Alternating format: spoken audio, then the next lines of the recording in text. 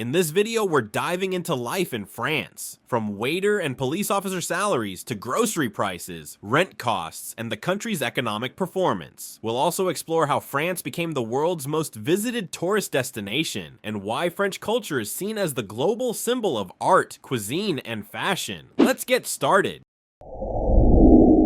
France covers an area of 551,695 square kilometers, making it the 42nd largest in the world. It shares land borders with Spain, Italy, Germany, Belgium, Luxembourg, Switzerland, Monaco, and Andorra. To the west, it's bordered by the Atlantic Ocean, to the south by the Mediterranean Sea, and to the north by the English Channel. One unique feature of France is that it isn't just a European country. Through its overseas regions and territories, stretching from the Caribbean to the Pacific and the Indian Ocean, France is present on almost every continent. This gives it a truly global identity and one of the largest exclusive economic zones in the world. France's population is around 68 million as of 2025, making it the 20th most populous country in the world. Unlike some countries with rapidly declining populations, France's demographic trends are relatively stable, thanks in part to immigration and a fertility rate slightly above the European average at around 1.9 children per woman. Who makes up France's population? About 77% of them are French, 12% are Afro-French, 7% are of Arab, and the remaining 4% belong to other nationalities. Reflecting the country's diverse social fabric, France has a long history of immigration, especially from former colonies such as Algeria, Morocco, and Tunisia, which has significantly shaped its multicultural society. When it comes to age distribution, France has a balanced demographic structure.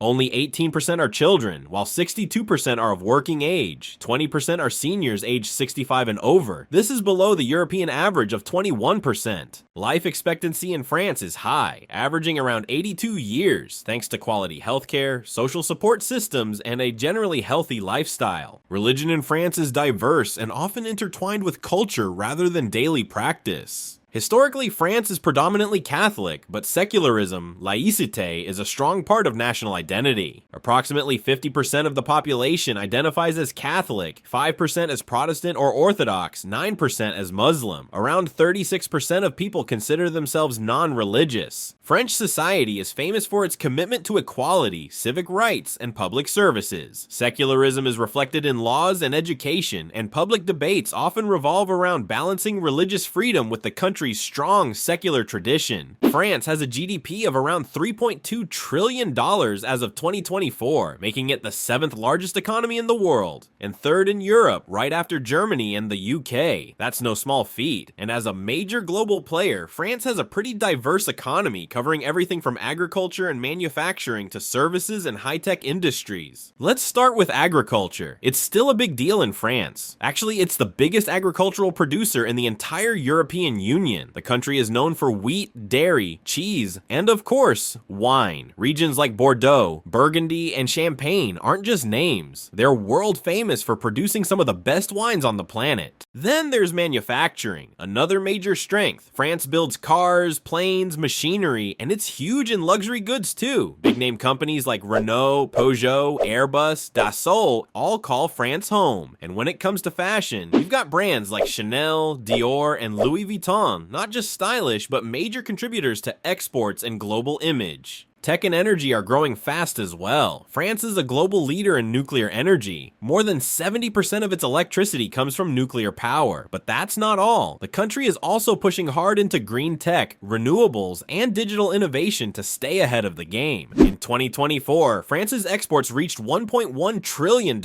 ranking 4th worldwide. The main export categories were vehicles and auto parts, 18% aircraft and aerospace products, 16% machinery and industrial equipment, 14% wine, spirits, and food products, 12%. Imports were also significant, reaching approximately $1.1 trillion, placing France as the 4th largest importer globally. Key import categories included energy, 15%, machinery and vehicles, 20%, chemicals and pharmaceuticals, 12%, food and raw materials, 10%. With exports and imports nearly balanced, France maintains a stable trade position, supported by a highly diversified economy and strong strong industrial base. One of France's biggest sources of income is tourism. With around 102 million visitors every year, it's the most visited country in the world. The Eiffel Tower alone attracts nearly 7 million visitors annually, making it one of the most iconic landmarks on Earth. At the Louvre Museum in Paris, home to the Mona Lisa and over 35,000 works of art, more than 9 million people walk through its halls each year, making it the most visited museum in the world. Then there's Disneyland Paris, Europe's most popular theme park, drawing 15 million visitors annually. And of course, the French Riviera, with glamorous destinations like Nice, Cannes, and Monaco, welcomes over 10 million tourists every year, combining sunshine, luxury, and Mediterranean charm. So, what about salaries in France? France has a national minimum wage known as the SMIC, which in 2024 is approximately $1,850 per month for full-time work. Average monthly salaries vary widely depending on profession.